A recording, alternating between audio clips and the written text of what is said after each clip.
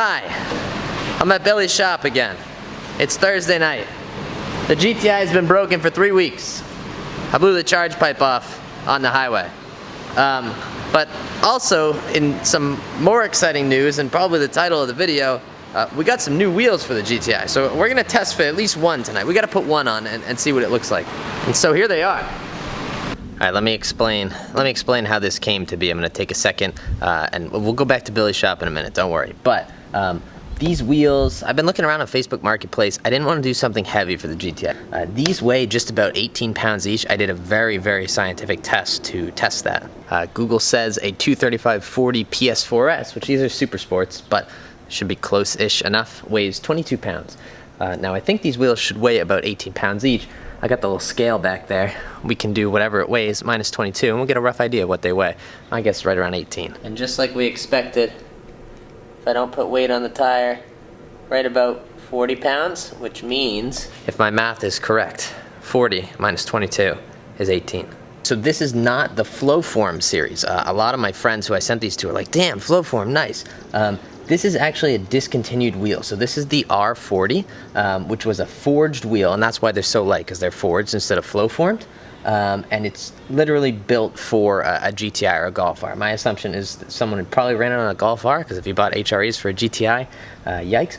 But they were about $1,100 a wheel new without the tires. And then obviously these are Pilot Super Sports, so that adds some value to them as well.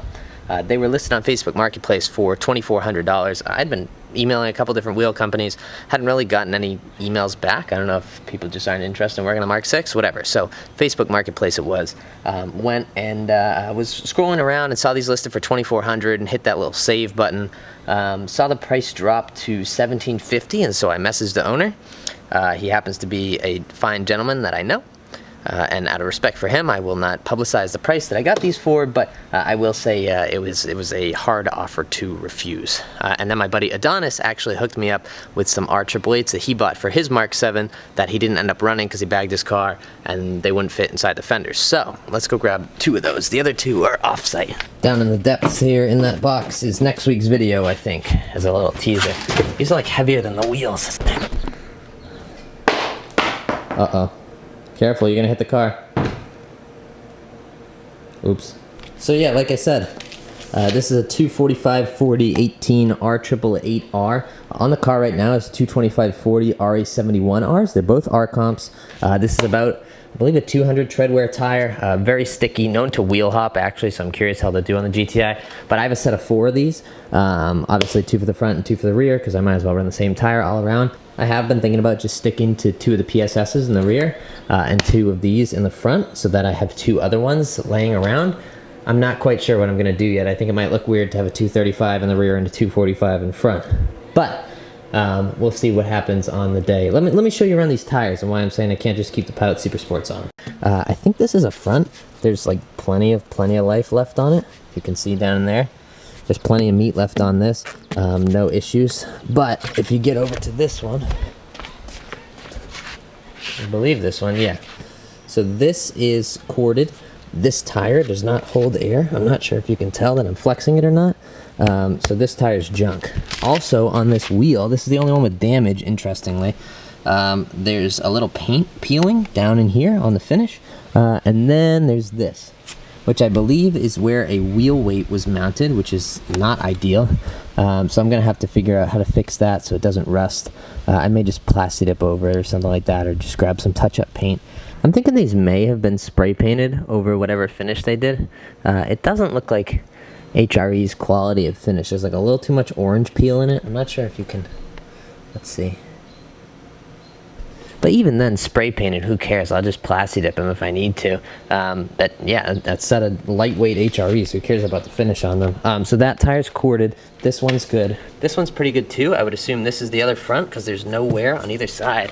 And then, well, this makes me anxious. I shouldn't just leave that tire standing there.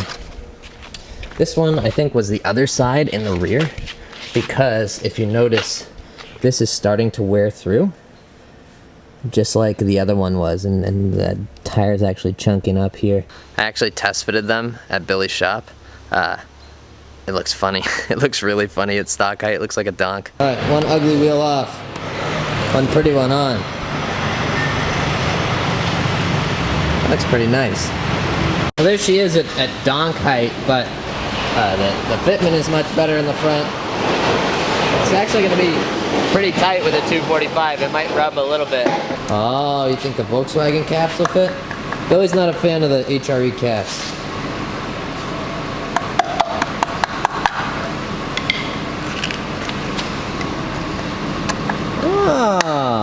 Oh, maybe not. No. We can get them to go in. We can get them to stay in too. Because all I gotta do is, yeah, I could get it to work. Way better. Billy likes them like this with the Volkswagen cap. I don't know. Let's see what the internet thinks. I'm gonna put a little poll in the top corner. Let us know, HRE caps or Volkswagen caps. Let us know. I'm a fan of the HRE caps. Billy's much more classy than I am, so likes the Volkswagen caps. But there she is, in total donk mode. Anyway, if you saw like 2 videos ago, we blew the charge pipe off on the GTI. We were able to remedy that at Billy's with a little hack job engineering, so I'll show you that now. Alright, so here's what we're dealing with. Like I showed in a previous video, the charge pipe from there to there is completely gone. And we got a route around the oil pan, so we gotta go that way and that way. And there's really not that much room with this guy here. I guess, Billy, we could always trim this too if it was in the way. Alright, Billy the pipe layer is back at it. I mean the pipe maker. This is a test shot, so. What do you just play with pipes all day? Laying pipe, that's what I do. Okay, alright. I'm gonna get demonetized on YouTube for adult content. Yeah. So you can't say that, I'm gonna get demonetized again. Ta-da! So, these pipes come with the little knurled edge to hold the tubing on. Unfortunately, we don't have a TIG welder, and these are aluminum, so... I can probably fix that, so don't worry about it. Oh, okay. Alright. Billy has secrets.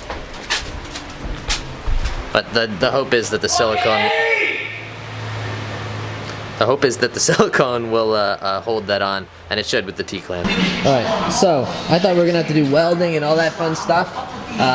It's looking like we're not going to have to do that. So, essentially this is going to sit right up in there like that. Man down. It's going to touch the oil pan here, and it's going to touch the subframe here. So Billy's plan is we'll put silicone around this, one of the silicone clamps around this, and so the silicone will rub on the subframe and rub on the oil pan instead of the metal pipe rubbing on the subframe in the oil pan, and that way we don't get any rattling and it still fits tight, and the odds of it coming off or loosening are much less, hopefully. Billy, what do we do before we put the pipe in? You lube the pipe. 1 piece of silicone here to keep it from rubbing there, 1 piece of silicone here to keep it from rubbing here, and if we wear through it, it's 2 clamps to take it off, put another piece of silicone on.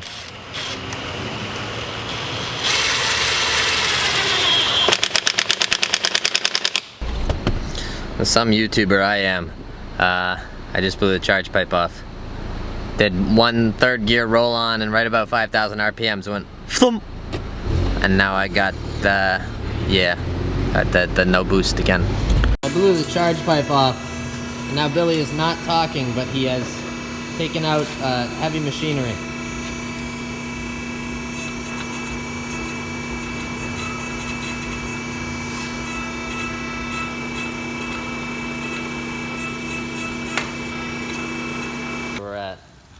We've added another piece inside of this, and we are going to end up breaking out the welder.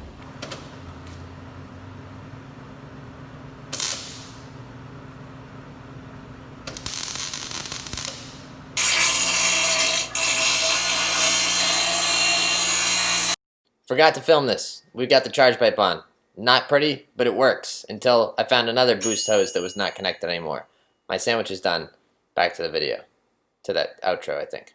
I hope you guys are as excited as I am about the HREs for the GTI. Again, I have coilovers coming for it. Don't worry. I'm not going to put new wheels on a car without lowering it. They're coming, I promise. They're actually probably shipping tomorrow from the date that I posted this video. So we'll have them.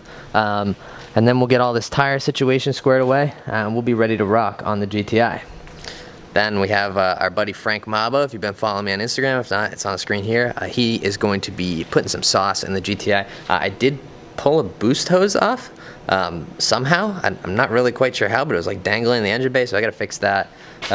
We got some exterior goodies for it. We got some gauges for it. There should be like a good amount of install videos coming from now on. My camera just died. I look funny on this one. But anyway, I hope you guys enjoyed this video. Look, I can point with my camera now. Yeah, this thing just died and I don't have another battery. So I hope you guys enjoyed this video. Hope you're looking forward to the install videos coming soon. As always, thank you guys for watching. Go out there and spread some positivity. Whoa, spread some positivity. Spread some positivity. And I will catch you guys in the next video. Boom, baby.